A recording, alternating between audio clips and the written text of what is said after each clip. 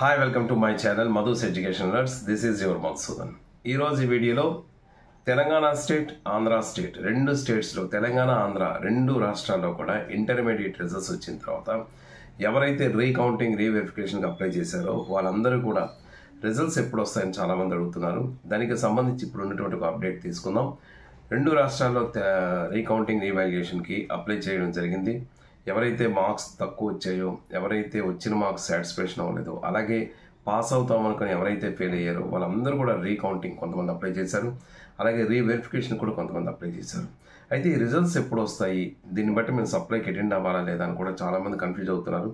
నేను గత వీడియోలో కూడా చెప్పాను, irrespective of results, recounting, reverification రిజల్ట్స్తో సంబంధం లేకుండా మీరు సప్లై ఎగ్జామ్కి ఎవరైతే అపీర్ అవ్వాలనుకుంటున్నారో, సప్లై ఎగ్జామ్కి ఎవరైతే ఫీజు కట్టారో, వాళ్ళు బెటర్మెంట్ కట్టిన వాళ్ళైనా, సప్లై ఎగ్జామినేషన్ ఫెయిల్ అయ్యి సప్లై ఎగ్జామ్ కోసం కట్టిన వాళ్ళైనా ఆ ఎగ్జామినేషన్కి మాత్రం ప్రిపరేషన్ అనేది పక్కాగా చేసుకోవాల్సి ఉంటుంది.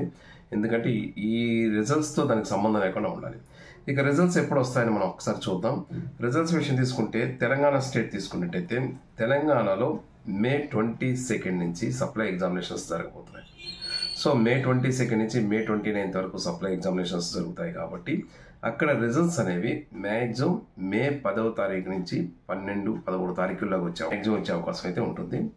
ఏపీ స్టేట్ తీసుకున్నట్టయితే ఏపీ స్టేట్లో ఎగ్జామినేషన్స్ అనేవి May 12వ తారీఖు నుంచి May 20వ తారీఖు వరకు ఎగ్జామినేషన్స్ జరగబోతున్నాయి. ఈ టైంలో రీవెరిఫికేషన్, రీకౌంటింగ్ రిజల్ట్స్ ఎప్పుడు వస్తాయని ఒక్కసారి మనం చూసినట్టయితే మ్యాక్సిమం సెకండ్ వీక్లో వచ్చే అవకాశం ఉంది. సెకండ్ వీక్ అంటే ఆల్మోస్ట్ 12వ తారీఖు నుంచి ఎగ్జామినేషన్ స్టార్ట్ అవుతున్నాయి. కాబట్టి ఈ 12వ తారీఖుకి ముందుగానే రిజల్ట్స్ వచ్చే అవకాశాలు ఎక్కువగా ఉన్నాయి. మ్యాక్సిమం అంటే సప్లై ఎగ్జామినేషన్స్ కన్నా ముందు వస్తేనే దాన్ని బట్టే మనకి ఎగ్జామ్కి అటెండ్ అవ్వాలా లేదా అని ఒక డెసిషన్ ఉంటుంది. కాబట్టి ఇక్కడ కూడా 10 నుంచి 13వ తారీఖులోకి వచ్చే అవకాశాలే మనకి ఎక్కువ కనిపిస్తాయి. బట్ ఇప్పటికి మనకు ఉన్నటువంటి సమాచారాన్ని బట్టి ఈ ఇన్ఫర్మేషన్ ఇవ్వడం జరిగింది.